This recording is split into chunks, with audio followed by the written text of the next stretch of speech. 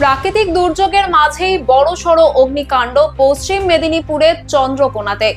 ইন্দা গ্রামে মইদুল মণ্ডলের বাড়িতে হঠাৎই আগুন লাগে, মুহূর্তে ছড়িয়ে পড়ে গোটা বাড়িতে। প্রাথমিকভাবে শর্ট সার্কিটের আশঙ্কা। দমকল পৌঁছানোর আগেই স্থানীয়দের তৎপরতায় অনেকটাই নিয়ন্ত্রণে আসে আগুন। পরে দমকল এসে পরিস্থিতি সামাল দেয়।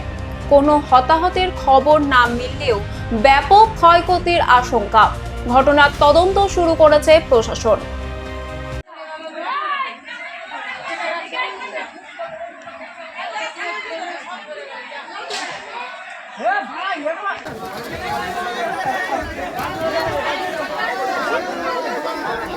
আগুন আছে, এখন ভালোই আগুন আছে। ধরে ছিল ওইটাকে আপনাদের আমাদের দু ভাইয়ের বাড়ি। তবে ফায়ার ব্রিগেড আমাদের ধারা পাশে নাই বলে আস্তে আস্তে তখন আমাদের দর্শক পাবলিক এসে লিফিয়ে দিয়েছে, গ্রামবাসীরা এসে অনেক গ্রামবাসীরা এসে লিফিয়ে দিয়েছে। অনেক ক্ষয়ক্ষতি হয়েছে, অনেক কাগজপাতি পুড়েছে, অনেক ক্ষয়ক্ষতি। মানে ঘরটা তো চলেই গেল।